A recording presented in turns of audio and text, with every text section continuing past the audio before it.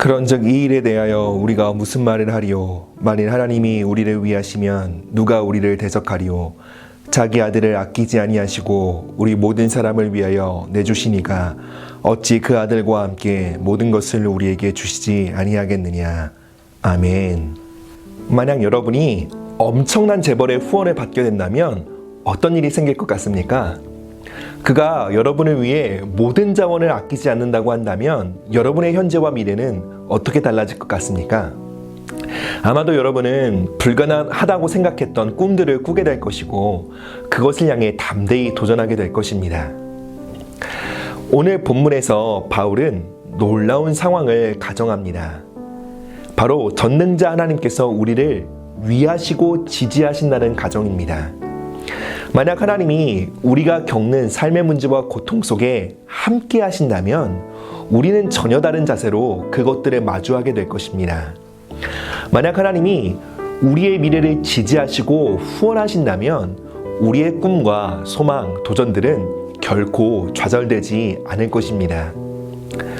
하나님의 함께 하심과 하나님께서 우리를 위하심이 실제라면 우리의 삶에 놀라운 변혁이 일어나게 될 것입니다. 우리의 삶에 소망이 넘쳐나게 될 것이고 우리의 삶에 위대하고 놀라운 가능성이 열리게 될 것입니다. 그리고 이 놀라운 가능성을 가정이 아닌 확정으로 만드는 것이 바로 십자가입니다.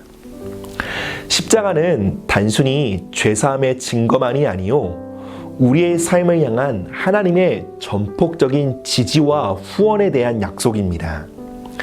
십자가는 우리를 향한 하나님의 지지와 후원이 가정이 아닌 확정된 사실임을 증거합니다.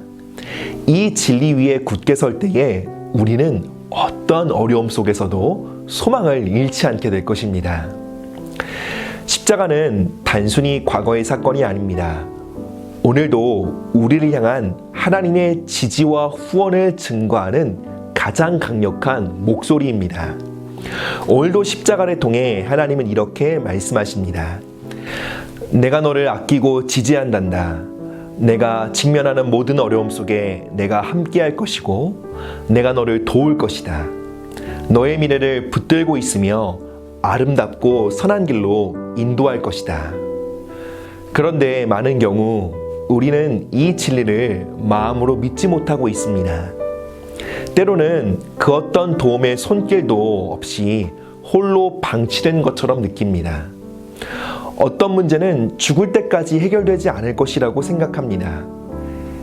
자신의 미래를 생각할 때 앞이 보이지 않고 답답하고 두려운 마음이 들기도 합니다.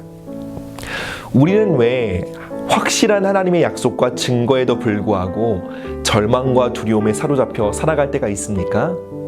그것은 바로 우리를 대적하는 자의 목소리 때문입니다. 성경은 하나님께서 택하신 자들을 정죄하고 고발하는 자가 있다고 말합니다. 바로 사단입니다. 계시록 12장 10절에서는 사단을 하나님 앞에서 우리를 밤낮 참소하는 자라고 소개합니다. 사단의 이름은 디아블로스, 참소자라는 뜻입니다. 사단은 하나님 앞에서 우리를 고소하며 하나님과 우리 사이를 이간하려고 합니다. 사단은 죄인인 우리에게 하나님의 후원과 지지가 합당하지 않다고 끊임없이 고발합니다.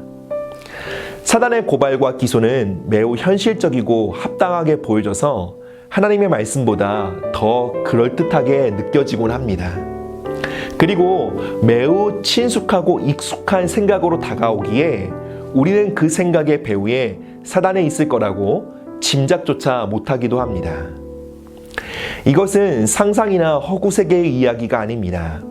고발자 사단의 음성은 성도의 내면에 지금도 끊임없이 울려 퍼지고 있습니다. 이 음성이 우리 내면에 울려 퍼지기 시작할 때에 우리는 자연스럽게 하나님의 지지와 후원에 대해 기대를 하지 않게 됩니다. 우리가 기대하고 소망하고 꿈꾸는 바에 대해 하나님은 도무지 관심이 없다고 생각하게 됩니다. 목회자로 사람들을 만나다 보면 기도하는 바에 대해서 하나님께서 응답하시지 않을 거라고 생각하는 사람들을 보곤 합니다. 그들은 속된 말로 자신이 기도빨이 약하다고 생각합니다. 웬만해서는 자신의 기도를 하나님이 들어주시지 않으실 거라고 생각합니다. 그들은 에베소서 3장 20절의 말씀, 우리가 구하거나 생각하는 것에 넘치도록 응답하시겠다는 하나님의 약속이 전혀 마음에 와닿지가 않습니다. 넘치게까지는 바라지도 않으니 내가 기도하는 것에 반만큼이라도 이루어졌으면 좋겠다고 생각합니다. 왜 이러한 생각을 갖게 되었을까요? 그들의 기도의 양이 부족하기 때문에 그럴까요? 기도의 내용이 아직은 어리고 미숙하기 때문에 그럴까요? 이러한 생각을 갖게 된 원인은 한 가지입니다. 바로 그들의 내면에 참소자의 음성이 울려 퍼지고 있기 때문입니다. 참소자 사단은 기도의 자리에 찾아와서 우리의 내면에 속삭입니다. 하나님은 너의 기도에 응답하시지 않을 거야. 너가 하는 짓을 봐. 너는 문제가 터져야 하나님을 찾더라. 그런 기도를 하나님이 들어주시겠어? 우리가 이러한 참소자의 목소리를 잠재우지 않는다면 우리는 기도 응답에 대한 확신을 갖지 못하게 되고 하나님이 우리에게 주고자 하시는 기도 생활의 풍성한 열매를 경험하지 못하게 됩니다. 이러한 손실은 기도 생활에만 나타나는 것이 아닙니다. 참소자의 소리는 우리가 절실하게 도움을 필요로 할 때 나는 합당하지 않아 라는 생각을 갖게 하므로 우리 스스로 하나님의 지지와 후원으로부터 물러서게 만듭니다. 우리의 내면에 어떠한 목소리가 울려 퍼지고 있는지에 따라 우리의 삶의 실제가 결정됩니다. 그리고 그 목소리를 선택하는 주체는 바로 우리 자신입니다. 우리는 말씀의 영, 진리의 영이신 성령님의 음성이 우리 내면을 가득 채우게 하므로 풍성한 삶으로 나아갈 수도 있고 거짓의 영인 사단의 음성으로 우리의 내면을 가득 채우므로 척박하고 어두운 삶으로 나아갈 수도 있습니다. 여러분의 학업에, 여러분의 진로에, 여러분이 배우자를 만나고 결혼하는 과정에 하나님의 지지와 후원이 실제가 되기 위해서 우리는 반드시 참소자의 소리를 잠잠케 해야 합니다. 그리고 참소자의 소리를 잠재우는 가장 강력한 무기가 바로 십자가입니다. 바울의 삶에도 사단의 참소는 실제였습니다. 바울을 정죄하고 참소하는 목소리가 있었던 것입니다. 바울은 그 목소리 앞에 잠잠히 있지 않았습니다. 바울은 십자가의 증거를 굳게 붙잡고 이렇게 선포합니다. 십자가를 보아라. 하나님이 우리를 위하신다. 감히 누가 하나님께서 택하신 자들을 고발하며 정죄할 수 있느냐? 누가 우리를 그리스도의 사랑에서 끊을 수 있겠는가? 우리는 하나님의 사랑과 지지 속에서 모든 어려움과 한계를 넉넉히 넘어설 것이다. 아멘. 우리도 바울처럼 십자가를 붙들고 이렇게 말해야 합니다. 하나님은 나를 위하신다. 하나님은 나의 결혼을 지지하신다. 하나님은 나의 진로와 미래를 인도하시며 후원하신다. 하나님은 나의 기도에 넘치도록 응답하신다. 하나님의 지지와 후원, 돌보심이 영원히 나와 함께한다. 아멘. 사랑하는 여러분, 여러분이 직면하고 있는 어려움 속에 참소자의 목소리에 귀를 기울이고 있지는 않습니까? 여러분의 미래를 향해 진리의 영이신 성령님이 운변하고 있습니까? 아니면 거짓의 영인 사단이 운변하고 있습니까? 이제 참소자의 목소리를 잠잠케 해야 할 때입니다.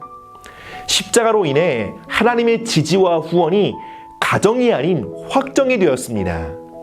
십자가를 낭비하지 마십시오. 십자가를 의지하여 놀라운 가능성과 새로운 도약으로 나아가시기를 축복합니다. 함께 기도하시겠습니다.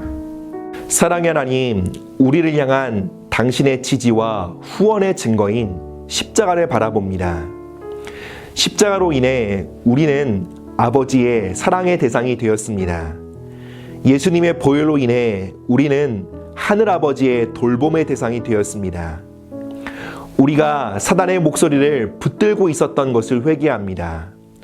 우리의 마음을 예수님의 보혈로 씻어 주시옵소서. 사단의 참소가 아닌 십자가의 증거를 굳게 붙잡고 나아가는 담대한 믿음을 주옵소서. 예수님의 이름으로 기도합니다. 아멘.